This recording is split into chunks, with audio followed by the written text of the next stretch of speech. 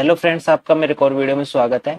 आज हम soil mechanics के और भी रिपीटेड क्वेश्चन करने वाले हैं जो index property of soil and their determination से चल ही रहा है हमारा। इससे पहले हम दो टॉपिक के कर चुके हैं, इंट्रोडक्शन और प्रॉपर्टी ऑफ सॉइल से। अब हमारा ये चल रहा है, इससे के बाद अब हम नेक्स्ट टॉपिक भी स्टार्ट कर देंगे। तो ये हमारा 10th लेक्चर है। छोटी छोटी वीडियो बनाई है मैंने रिपीटेड क्वेश्चन की, आप उन्हें देख सकते हैं। आपको प्लेलिस्ट आई बटन और डिस्क्रिप्शन बॉक्स में मिल जाएगी। और ये वीडियो आपकी इंपॉर्टेंट रहेगी जेईई के लिए, गेट के लिए भी और ईएससी के लिए भी। ठीक है, आपका कुछ भी डाउट आता है मेरे को व्हाट्सएप पे पूछ सकते हैं और आप टेलीग्राम ग्रुप ज्वाइन कर सकते हैं सिविल इंजीनियरिंग से रिलेटेड अपडेट के लिए। तो इस वीडियो को स्टार्ट करने से पहले मैं आपको अनअकैडमी के बारे में बताना चाहूंगा, जो इस वीडियो के स्पॉन्सर भी है। तो अभी अनअकैडमी पर बहुत शानदार ऑफर चल रहा है जिसमें आपको 20% का डिस्काउंट मिलेगा अगर आप अभी सब्सक्रिप्शन लेते हैं। अगर आप कार्ड 10 का यूज करेंगे तो आपको इंस्टेंट 20% का डिस्काउंट मिल जाएगा। ये ऑफर सिर्फ 16 मार्च तक वैलिड है, तो इसमें बिल्कुल देरी मत करिए, इसको आप अभी इनरोल कर सकते हैं। तो इसमें आपको 20% डिस्काउंट मिलेगा और आपको इसका लिंक डिस्क्रिप्शन बॉक्स में मिल जाएगा, आप चेकआउट कर सकते हैं। और अनअकैडमी पर आप अनअकैडमी स्कॉलरशिप टेस्ट भी लगा सकते हैं, जिस टेस्ट में अगर आपकी रैंक अच्छी आती है तो आपको 100% तक स्कॉलरशिप भी मिलेगी। तो इसको भी आप इनरोल कर सकते हैं, इसका लिंक भी आपको डिस्क्रिप्शन बॉक्स में मिल जाएगा। आप अगर गेट की तैयारी कर रहे हैं तो आपको अच्छे टीचर से पढ़ना है तो आप इसमें इनरोल जरूर करिए, क्योंकि आपको अनअकैडमी का सब्सक्रिप्शन मिल जाएगा इसमें आपको गेट का। और अनअकैडमी पर न्यू बैच स्टार्ट होने वाले हैं सिविल के, बाकी ब्रांच के भी होने वाले हैं। सिविल के जो गेट 2024 के लिए न्यू बैच स्टार्ट होने वाले हैं, इसमें 16 मार्च से स्टार्ट हो जाएंगे। तो इसमें बिल्कुल देरी मत करिए, इनरोल कर सकते हैं आप। ये बाईलैंग्वेज होगा, इंग्लिश और हिंदी दोनों में। ठीक है, इसमें भी आप कार्ड 10 का यूज करेंगे तो अभी आपको 20% का डिस्काउंट मिल जाएगा। अभी ऑफर चल रहा है इसमें। तो इसमें आपको टॉप फैसिलिटी पढ़ाएंगे, जैसे जसपाल सर होंगे, कृष्णा सर हो गए, विवेक सर हो गए, अभिषेक सर, दुष्यंत सर, जितनी भी टॉप फैसिलिटी है इंडिया की वो आपको एजुकेट करेगी आपको अनअकैडमी पर। ठीक है, आपकी कोई भी क्वेरी आती है तो आप ये इस नंबर पर कॉन्टेक्ट कर सकते हैं। ठीक है, आपका कोई भी डाउट आता है, कुछ भी क्वेरी आती है सब्सक्रिप्शन से रिलेटेड, आप पूछ सकते हैं इस पे। ठीक है, और भी बाकी ब्रांच के भी स्टार्ट हो गए, मैकेनिकल के भी 16 मार्च से स्टार्ट हो जाएंगे, तो ये भी आप चेकआउट कर सकते हैं अगर आपकी ब्रांच मैकेनिकल है। और भी कंप्यूटर साइंस, आईटी के सेक्टर के भी स्टार्ट हो चुके हैं।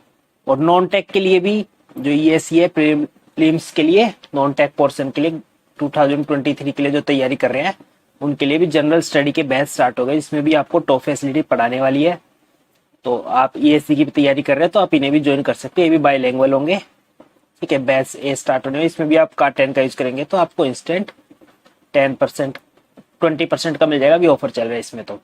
ठीक है, इसमें बिल्कुल देरी मत करिए, बैच आपके लिए बहुत ज्यादा हेल्पफुल रहेंगे, ईएससी के लिए भी, गेट के लिए भी। तो आप इनको इनरोल कर सकते हैं, आपको सभी लिंक डिस्क्रिप्शन बॉक्स में मिल जाएंगे, आप चेकआउट कर सकते हैं। तो चलिए अब बिना किसी देरी के इस वीडियो को स्टार्ट करते हैं। तो हमारा पहला क्वेश्चन क्या बोल रहा है, the summation of consistency index and liquid index is always. जो कंसिस्टेंसी इंडेक्स आईसी मतलब हमारा, और लिक्विड इंडेक्स का जो समेशन होता है वो किसके इक्वल होता है हमेशा। ठीक है, वो हमेशा किसके इक्वल होता है, 1 के इक्वल। ठीक है, 1 के इक्वल होता है, तो इसको हम क्या बोल सकते हैं, यूनिटी। तो इसमें बी ऑप्शन करेक्ट हो जाएगा। ठीक है, ये क्यों, इस हमें फॉर्मूले पहले पता होना चाहिए लिक्विड इंडेक्स का और कंसिस्टेंसी इंडेक्स का, तो हम इसको इजी से हम वैसे भी कैलकुलेट कर सकते हैं। ठीक है, तो consistency index plus liquidity index equals to 1। कैसे सोल्व करेंगे, जब हमें कंसिस्टेंसी इंडेक्स का फॉर्मूला पता है, liquid limit minus water content divide by plastic index plus, अब लिक्विड इंडेक्स का फॉर्मूला क्या होता है, water content minus plastic limit divide by plasticity index. अब ये तो नीचे सेम है तो इसको हम सेम लिख सकते हैं, और यहाँ पर वाटर कंटेंट से वाटर कंटेंट चला जाएगा फिर हमारा। ठीक है, तो फिर क्या बचेगा, liquid limit minus plastic limit divide by plastic index. और हमें पता है प्लास्टिक इंडेक्स का फॉर्मूला क्या होता है, liquid limit minus plastic limit. तो इसको भी हम जब सोल्व करेंगे तो एक कट ही जाएगा, 1 आएगा हमारा सीधा सा। ठीक है, यहाँ से प्रूव हो जाता है 1 कैसे आया। ठीक है, और भी कंसिस्टेंसी इंडेक्स से और भी इंपॉर्टेंट पॉइंट है, वो भी आपको पता होने चाहिए, वो भी मैं लिखवा देता हूं। अगर कंसिस्टेंसी इंडेक्स आईसी की वैल्यू अगर बोल दे कि 0 है तो क्या होगी, हमारी जो सोइल होती है ना, सोइल की कंडीशन पहुंच चुकी है, soil is at its liquid limit. ठीक है, बहुत इंपॉर्टेंट पॉइंट है, ये भी डायरेक्ट क्वेश्चन पूछे जाते हैं। ठीक है, इसलिए एक बार हमने आईसी की वैल्यू अगर 1 हो जाती है, ठीक है, तो क्या हो जाएगा, soil is at its plastic limit. Important point है, ये आपको पता होनी चाहिए। ठीक है, और अगर आईसी की वैल्यू 1 से ज्यादा है तो क्या होगा, soil is at its semi solid state. ठीक है, सेमी सॉलिड स्टेट पे आ जाएगी। ठीक है ना, ये डायग्राम पे भी दिखा देता हूं मैं, सेमी सॉलिड स्टेट कौन सी होती है एक बार। ठीक है,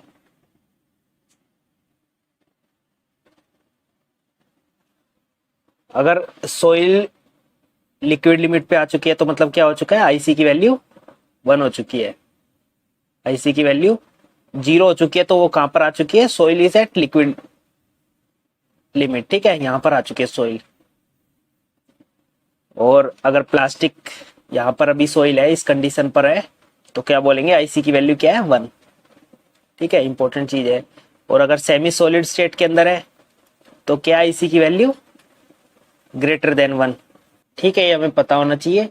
और एक और पूछ लेते हैं कि अगर आईसी की वैल्यू नेगेटिव हो, एक और कंडीशन बनती है, आईसी की वैल्यू अगर नेगेटिव आ जाती है, नेगेटिव, तो क्या होगा, ये इंडिकेट करता है मतलब कि अब जो लिक्विड लिमिट है, वाटर कंटेंट जो है ना, अब लिक्विड लिमिट को भी क्रॉस कर चुका है। Water content is greater than liquid limit. Water content liquid limit से भी आगे जा चुका है, वो लिक्विड स्टेट में आ चुकी है अब सोइल। ठीक है, तो ये आईसी की वैल्यू अगर नेगेटिव आती है तो इसको इंडिकेट करती है। तो फिर हम क्या बोल सकते हैं, मतलब अब जो सोइल है वो बिहेव करेगी लिक्विड की तरह। सोइल जो बिहेव करेगी ना, वो कैसे करेगी, लाइक ए लिक्विड। ठीक है, तो ये इंपॉर्टेंट पॉइंट थे, मैंने लिखवा दिए। ये भी, इनसे भी डायरेक्ट क्वेश्चन पूछ लिया जाता है कि मतलब आईसी की वैल्यू अगर 1 है तो soil is at its plastic state. ठीक है, प्लास्टिक लिमिट। तो ये भी इंपॉर्टेंट क्वेश्चन था, तो ये आपको याद होना चाहिए। समेशन ऑफ कंसिस्टेंसी इंडेक्स और लिक्विड इंडेक्स क्या होता है, 1 के इक्वल होता है। तो चलिए अगला क्वेश्चन देखते हैं।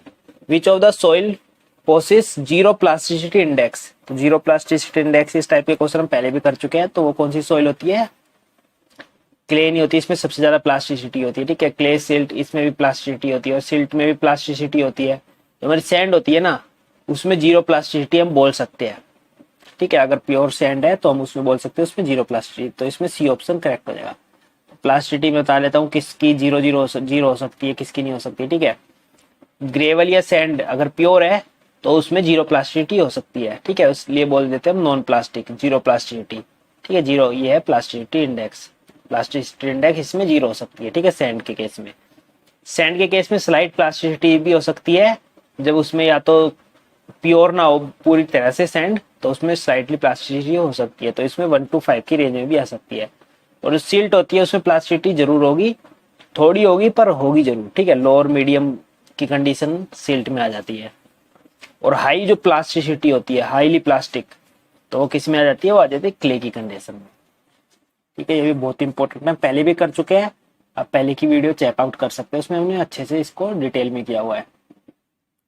तो active clay has an activity greater than.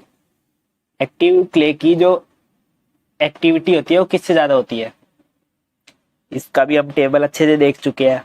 ठीक है, इसमें ये दिखा देता हूं मैं दोबारा। तो क्ले कब एक्टिव होगी, जब हमारी एक्टिविटी की वैल्यू जो 1.25 से ज्यादा हो। ठीक है, 1.25। तो इसमें सारे ऑप्शन इससे बड़े ही है, 2 है, 1.4 है, 3.5 है। तो इसमें हम जो मिनिमम ऑप्शन होगा ना 1.4, क्योंकि ये भी जो है ना 1.25 से ज्यादा है, तो बोल देंगे हम वो कौन सी सोइल है, एक्टिव सोइल है, एक्टिव कंडीशन आ चुकी है। ठीक है, अगर एक्टिविटी की वैल्यू 0.75 to 1.25 होती है तो उसे बोल देते हैं हम नॉर्मल सोइल है। और इनएक्टिव कब बोलेंगे, जब हमारी एक्टिविटी की वैल्यू 0.75 से कम है। ठीक है, तो इसमें क्या बोल देंगे, activity has an activity greater than active clay की जो होती है 1.4 से ज्यादा होगी, तो हम इसमें ये ऑप्शन करेक्ट हो जाएगा। The standard temperature of water use to calculate specific gravity, specific gravity के लिए जो हम स्टैंडर्ड टेम्परेचर मानते हो कितना होता है, वो होता है हमारा 27 डिग्री सेल्सियस। ठीक है, अब बोलते हैं डेंसिटी ऑफ वाटर, वो कैलकुलेट करने के लिए जो स्टैंडर्ड टेम्परेचर होता है, डेंसिटी ऑफ वाटर कितनी होती है, 1000 kg पर मीटर क्यूब। ठीक है, इसके लिए जो स्टैंडर्ड टेम्परेचर होता है ना वो होता है 4 डिग्री सेल्सियस। ये होता है वाटर के लिए, डेंसिटी ऑफ वाटर को कैलकुलेट करने के लिए। ठीक है, और स्पेसिफिक ग्रेविटी के लिए हमारा 27 डिग्री सेल्सियस। ठीक है, ये भी इंपॉर्टेंट था, ये भी आपको पता होना चाहिए। तो चलिए अगला क्वेश्चन देखते हैं।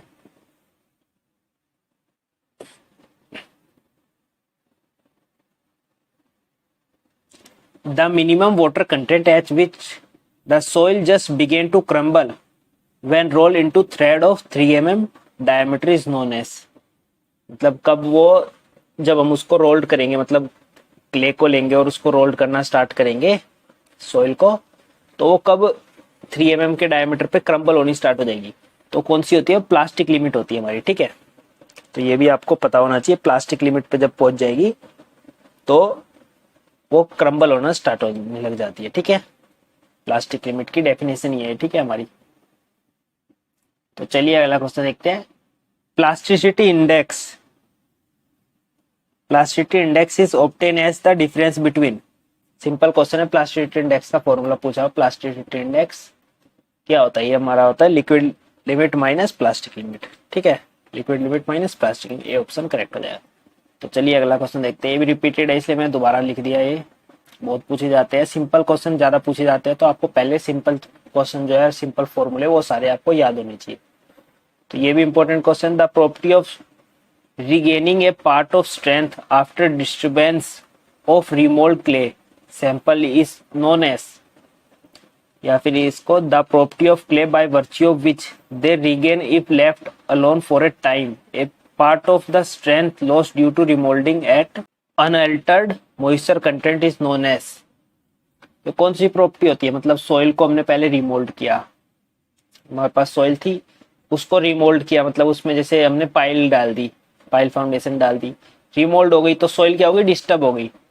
ठीक है, डिस्टर्ब कर दिया हमने सॉइल को, तो क्या होगा, उसकी स्ट्रेंथ में मतलब लॉस होगा, एक टाइप से स्ट्रेंथ में क्या होगा, लॉस होगा, पर कुछ समय बाद वो स्ट्रेंथ वापस रीगेन कर लेती है। तो ये जो प्रॉपर्टी होती है ना सॉइल की वापस रीगेन करने वाली, इसको हम थिक्सोट्रोपी बोलते हैं। ठीक है, थिक्सोट्रोपी, तो ये बहुत इंपॉर्टेंट प्रॉपर्टी है। जब सॉइल में पहले हम डिस्टर्ब करें जिसकी वजह से उसकी स्ट्रेंथ में क्या हो जाए, लॉस हो जाए। ठीक है, पर कुछ समय बाद वो स्ट्रेंथ वापस रीगेन कर लेती है, तो इसको क्या बोलते हैं, इसको थिक्सोट्रोपी इसकी प्रॉपर्टी बोलते हैं। ठीक है, बहुत इंपॉर्टेंट है। Applicability of Stokes law is limited to the soil of size dash mm, तो जो स्टोक लॉ होता है वो वैलिड कहां तक होता है, वो होता है 0.0002 mm तक। ठीक है, इंपॉर्टेंट क्वेश्चन था, या फिर इसमें ये भी लिखा हो सकता है 0.2 माइक्रोन लिखा हो सकता है। ठीक है, माइक्रोन भी लिखा हो सकता है। ठीक है, तो ये भी आपको पता होना चाहिए, यूनिट चेंज करना आना चाहिए आपको। ठीक है, तो चलिए अगला क्वेश्चन देखते हैं। To what diameter of roll is soil rolled in order to determine the plastic limit, अभी देखा था ना हम 3 mm का डायमीटर पे रोल्ड करने लगते हैं, जब वो क्रम्बल होने लग जाती है, तो 3 mm इसका डायमीटर हो जाएगा। ठीक है, तो चलिए अगला क्वेश्चन देखते हैं। The water content at which the soil change from liquid state to किसमें, प्लास्टिक स्टेट में चेंज हो जाती है। आसान क्वेश्चन है, लिक्विड स्टेट से प्लास्टिक स्टेट में। ठीक है, इस टाइप के क्वेश्चन लिक्विड स्टेट से प्लास्टिक स्टेट में, तो ये कौन सी होती है, लिक्विड लिमिट। लिक्विड लिमिट होती है ना, लिक्विड लिमिट पे क्या होता है, जो लिक्विड स्टेट से प्लास्टिक स्टेट पे चेंज हो जाता है, प्लास्टिक स्टेट से लिक्विड स्टेट पे चेंज हो जाता है, तो वो कौन सी होती है हमारी, लिक्विड लिमिट। ठीक है, आसान क्वेश्चन था ये भी। इस टाइप के क्वेश्चन बहुत पूछे जाते हैं, तो आपको टेबल याद होना चाहिए। ठीक है, the water content which the soil change from liquid state to plastic state, तो कौन सी होती है, लिक्विड लिमिट। ठीक है, बी ऑप्शन करेक्ट हो जाएगा इसमें। तो चलिए अगला क्वेश्चन देखते हैं। The value of density index ID, मतलब आईडी की वैल्यू किसके बीच में होती है, ठीक है, वो होती है 0 to 1। 0 भी हो सकती है और 1 भी हो सकती है, ठीक है। 0 कब होगी, जब वो लूसेस्ट स्टेट में होगी सॉइल, कब होगी, लूसेस्ट स्टेट में होगी, और डेंसेस्ट स्टेट में होगी सॉइल, ठीक है। डेंसेस्ट स्टेट में होगी तो हम बोल सकते हैं जो आईडी की वैल्यू वो 1 है। ये टेबल से आप याद रख सकते हैं, टेबल भी आपको याद होना चाहिए, ठीक है। तो आईडी की वैल्यू अगर 0 होती है तो बोल सकते हैं लूसेस्ट स्टेट में भी सॉइल, ठीक है। 0 से 15, ठीक है, 0 से 15 मतलब ये परसेंटेज में है, ठीक है, परसेंटेज में है, ठीक है। इसको फिर हम 0.15 भी लिख सकते हैं, तो ठीक है, हम इसको 0 to 0.15, ठीक है, ये परसेंटेज में लिखा हुआ है, ठीक है। तो इसकी वैल्यू कितने की, 0 IP = 1, तो आईपी का ये वैल्यू रेंज होती है, ठीक है। यहाँ पर हमने परसेंटेज में लिखा हुआ है।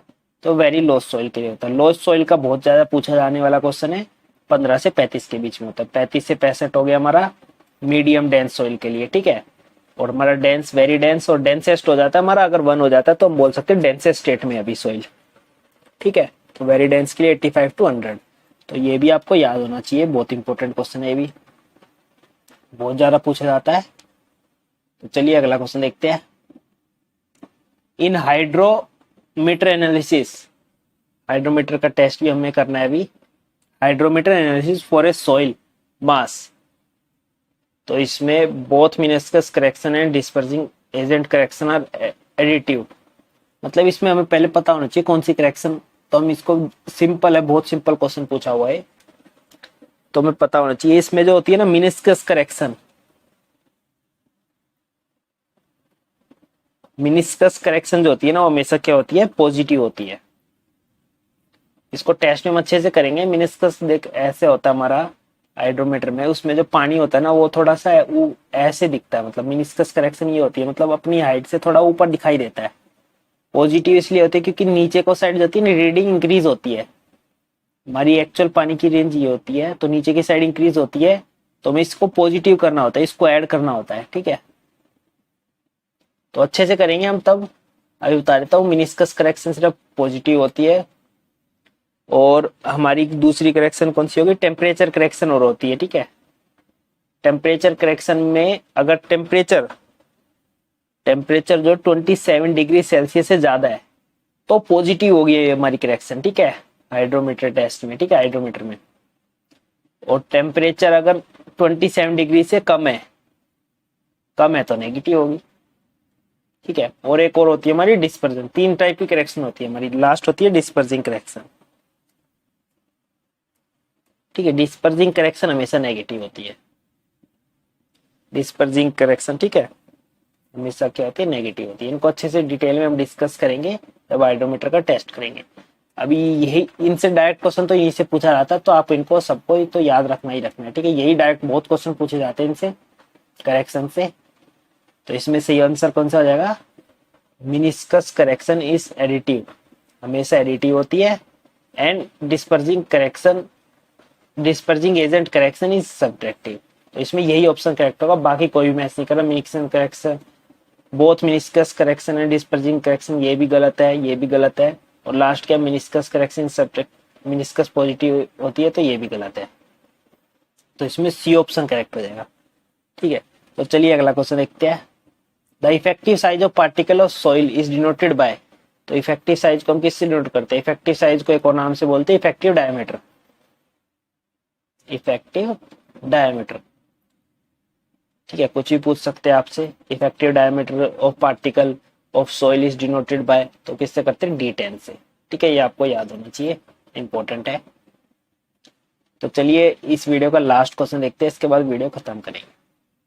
ए clay has unconfined compressive strength of 200 kilonewton square metre in undisturbed state. The clay was then remolded and the unconfined compressive strength was found to be 60 kilonewton square meter.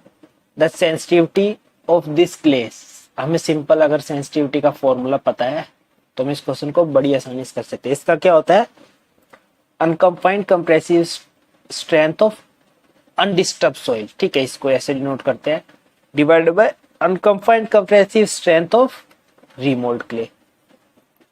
तो मैं unconfined compressive strength of undisturbed state में क्या दी हुई है 200, तो 200 हो गया। Bye दूसरा क्या है रीमोल्ड स्टेट में, रीमोल्ड में कितनी दी हुई है unconfined compressive strength 60। Simple solve करना है 3.33 आ जाएगा, बी ऑप्शन करेक्ट। ठीक है, बड़ा इजी क्वेश्चन था। तो इस वीडियो में हम इतना ही करते हैं, आगे हम और रिपीटेड क्वेश्चन करेंगे, और आपका कुछ भी डाउट आता है तो आप व्हाट्सएप पे पूछ सकते हैं। आगे हम और भी रिपीटेड क्वेश्चन करेंगे। इस वीडियो में इतना ही। Thank you for watching, please like share and subscribe.